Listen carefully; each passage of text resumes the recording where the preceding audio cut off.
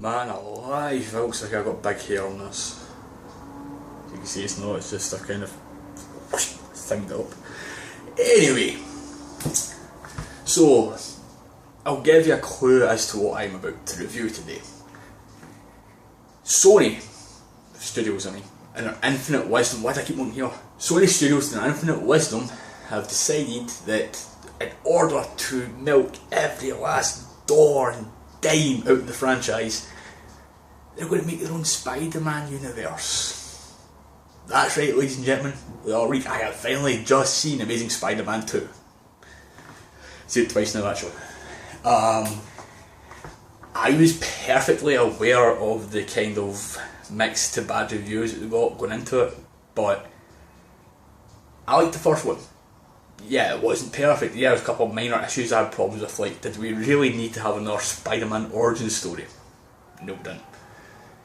So, a couple of minor niggles here and there, but I enjoyed it. And the second one, for the most part, is the same.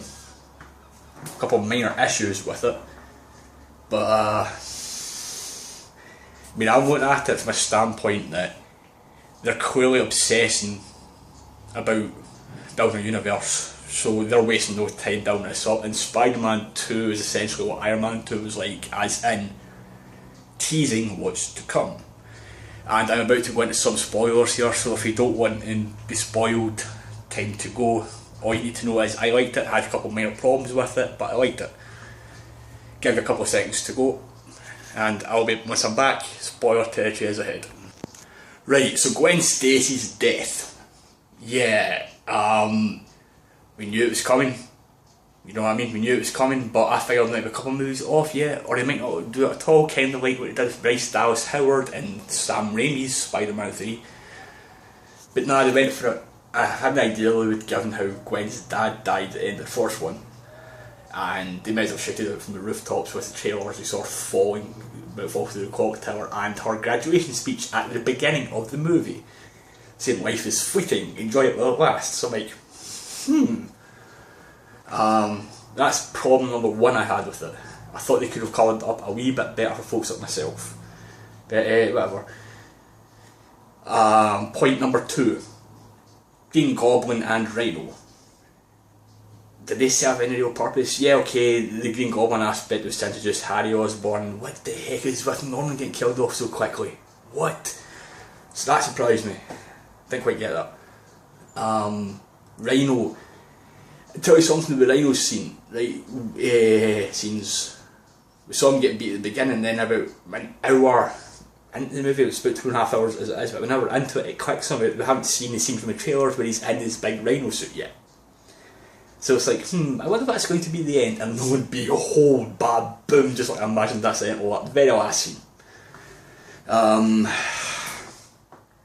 I understand they're setting up Sinister Six, I get that, what with we've also seen the Vulture wings and the Dr. Octopus legs, but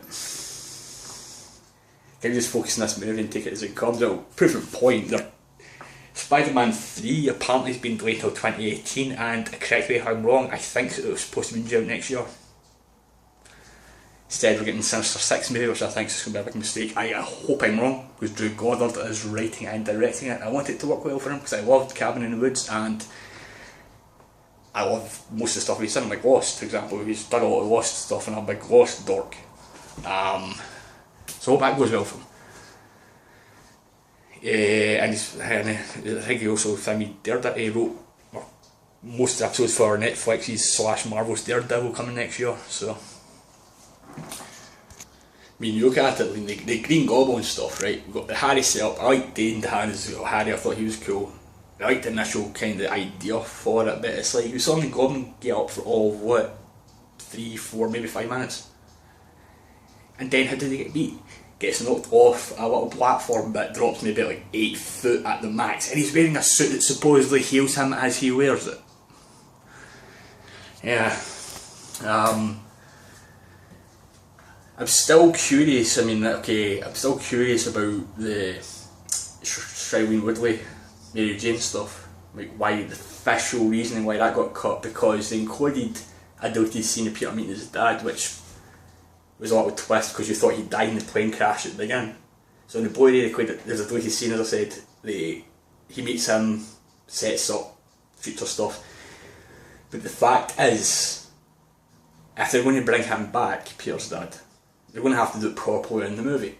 Because not everybody will have seen it. Not everybody has seen the deleted scene, or will have seen the deleted scene, so they have to reintroduce him. So why don't they just include the Mary Jane stuff?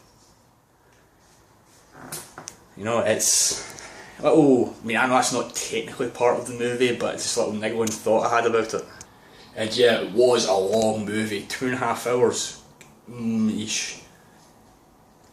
But at the same time, they had all these characters. They had, well, Jamie, well, hold on, come back to that. We'll come back to that in a second. Jamie Foxx's Electro, I liked that. I liked what they did with him. They played the sympathy angle. I thought that was a nice way to go about it, and I thought he was generally awesome. Because somehow started off with kind of timid and whatnot, and somewhat obsessive. To basically, I mean, you couldn't completely blame him for what he did, you know. So you're like, he's a bad guy, but you know, you did feel sorry for him at the same time, given the circumstances. Same with Lizard and Amazing Spiderman 1. You got screwed over by circumstances. So I quite like how they're doing this. You can even make an argument for Harry as well. Right, time, 2.5 hours. Given the amount they had to set up, the amount of characters they had to put into it and introduce and reintroduce, there's 2.5 hours. I thought it was a reasonable length. You know, I've seen worse movies and they seem to drag. This didn't seem to drag, you know what I mean? So it kept going, which was a good thing. You know, so I don't know what people were kind of expecting about it, because that was one of the bad things that people were talking about, and it's like, you've got all this to set up, so how can it not be that long? Like, if Batman v Superman isn't about that length, I'll be shocked. I'll be absolutely shocked. Andrew Garfield as Pete and Spidey, fantastic again, fantastic. I think he actually blows Tobey Maguire out of the water. You know, so he's nailed it, I think.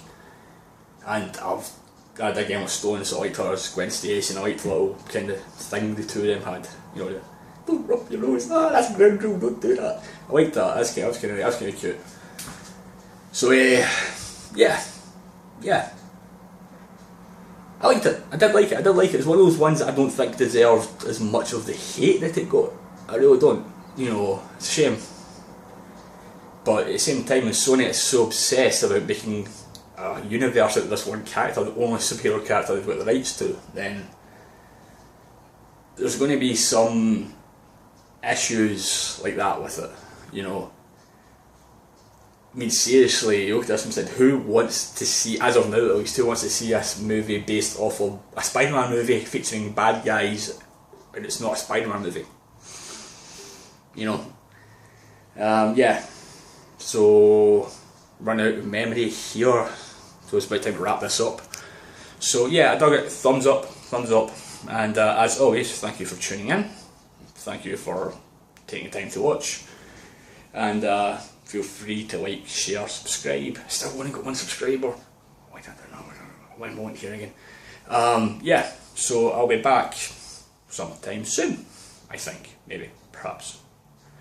And I'm going to try and act cool as I try to casually hit the stop button.